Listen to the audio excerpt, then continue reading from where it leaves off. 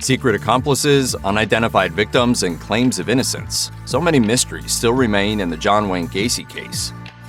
On March 12, 1980, John Wayne Gacy was convicted of 33 murders. The former contractor, aspiring politician, and part-time clown went undetected until Chicago police searched the cramped crawl space beneath his house. One of the things that we discovered was a crawl space. There, they unearthed the bodies of teenage boys and young men who were later found to have been sexually assaulted and murdered. Some still remain unidentified, and there are possible victims who were never accounted for. Gacy was subsequently sentenced to death and executed in 1994.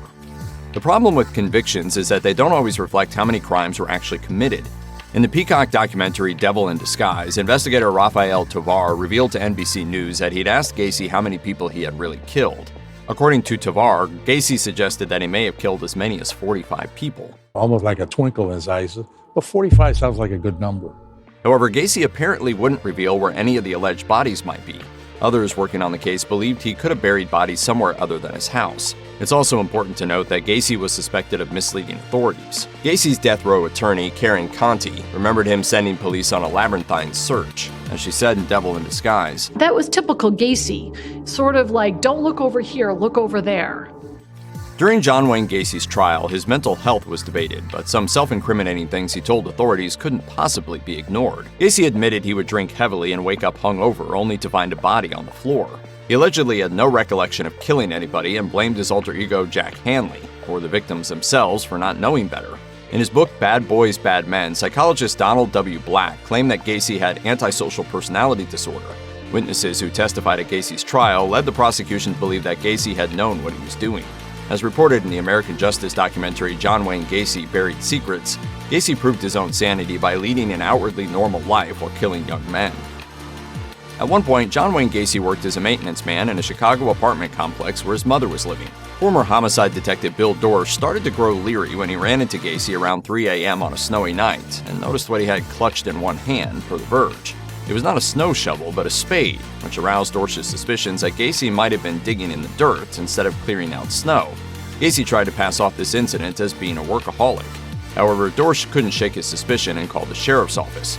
He met with investigators and told them about the strange incident, per the shadow reports. Dorsch realized he had been right to suspect something after bodies were dug up from the crawl space beneath Gacy's house and recovered from the Des Plaines River. It was years after Gacy's execution that Dorsch learned the Cook County Sheriff's Office had done absolutely nothing. Later, a 1998 radar scan around the complex revealed possible evidence of human remains, and Dorsch was the one who pushed for that to happen, per the shadow reports. My dad struck all of his children all the time. Some believe that John Wayne Gacy was irreversibly changed after suffering abuse as a child. The chief psychiatrist for the defense told A&E True Crime that Gacy was ruthlessly abused by his father, who was a heavy drinker. Gacy's sister Karen confirmed in Devil in Disguise that her brother was the main target of their father's outbursts. When he drank too much, John got the brunt of it. From the time Gacy was young, he went to the hospital complaining of back pain and headaches. A 1984 study published in University of West Virginia Law Review examined whether epilepsy might have had something to do with Gacy's behavior. Records referenced in the study explained Gacy had hysterical blackouts during which he remembered nothing, but others said he began to shake intermittently. According to the reports, hospital staff needed to hold him down and sedate him, and Gacy would experience lapses in memory. His violent seizures continued, too. He would end up hospitalized several times, during which he attacked staff and was given strong sedatives to keep him from inflicting harm on anyone. Whether he continued to experience these blackouts later in life remains unknown. John Wayne Gacy was the last person anyone would suspect of murder. Joe Berlinger, the director of Netflix's Conversations with a Killer, told Tudum, "Just because somebody looks trustworthy doesn't mean they are, and I think Gacy epitomizes that." Despite a 1968 stint in prison for sexual assault and a failed marriage, Gacy appeared to have his life together. In fact, he was such a model prisoner that he was released early. He remarried, had children, ran his own company, and was a local politician. Gacy would also put on a clown act for parties, which made him seem even more innocuous. However, he would reportedly go on to murder some of his victims in that very same costume, earning him his Killer Clown nickname. The clowning was relaxation for me. I enjoyed entertaining kids. Another reason Gacy almost got away with taking at least 33 lives is that many were thought to be runaways or male sex workers, according to Devil in Disguise. It didn't help that most of Gacy's victims were gay men, who were highly stigmatized at the time. As a WLS TV reporter said in a 1978 clip included in the documentary, "They came to him either paid or looking for a good time and got more than they bargained for."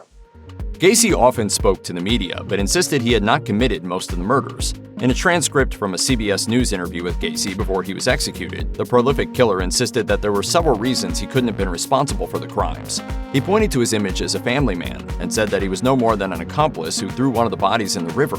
Of course, this stood in contrast to the much more incriminating things he confessed to police right after he was arrested. Director Joe Berlinger knew Gacy kept lying during their interview, but he didn't stop the camera. As the director told Tudum, listening to how he spun things is a fascinating portrait of a sociopath, because the sociopath feels no remorse and always blames other people. Many believe that the police force didn't do enough in the John Wayne Gacy case.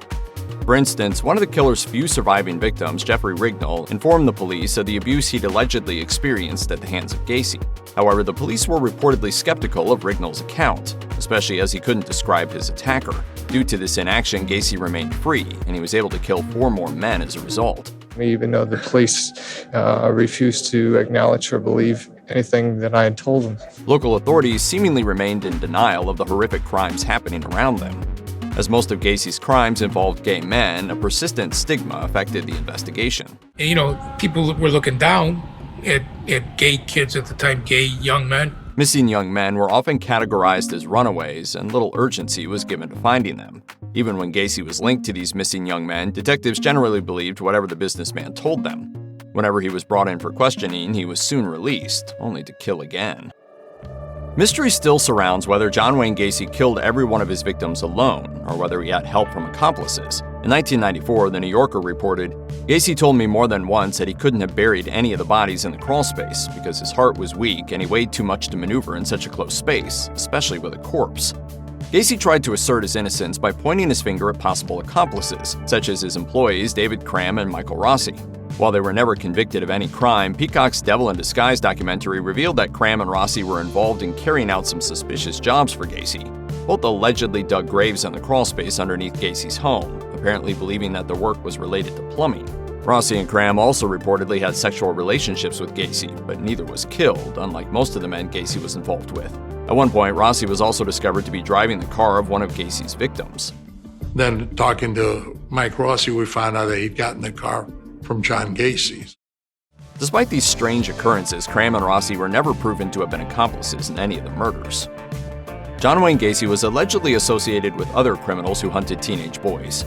According to the Toronto Sun, another employee of his, Philip Paskey, sparked the suspicion of the police. As it turned out, Paskey's alleged boss was the notorious child sex offender John David Norman.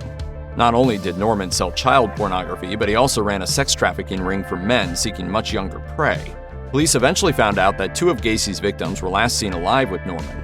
This pushed them to investigate further and led them to think that Gacy was somehow involved with Norman and procured young victims from him.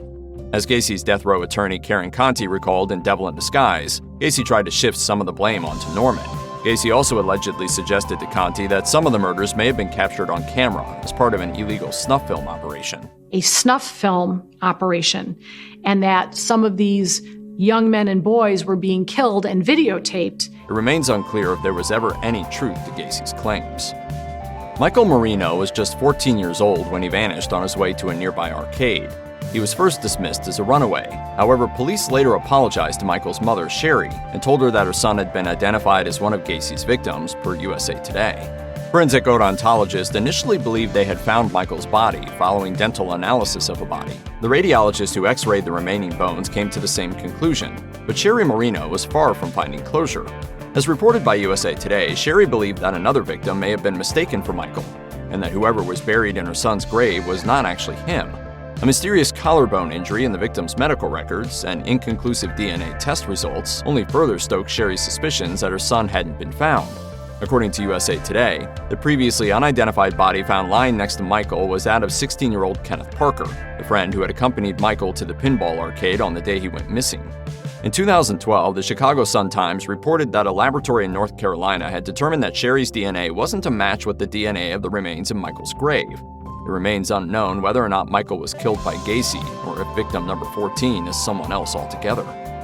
Among John Wayne Gacy's 33 known victims, 5 remain unidentified. While the case was closed after the killer's 1994 execution, it was reopened in 2011. In late 2021, ABC 57 News put out a call for anyone who could help put names to the faces of these victims. The news channel also showed facial reconstructions released by the National Center for Missing and Exploited Children, showing what 2 of the teenage victims would have looked like at the time of their deaths. The Cook County Sheriff's Office also asked for help in identifying these unidentified victims, and requested that anyone who had a male relative go missing between 1970 and 1979 to contact the police. If you or anyone you know has been a victim of sexual assault, help is available. Visit the Rape, Abuse, and Incest National Network website or contact RAIN's National Helpline at 1-800-656-HOPE-4673.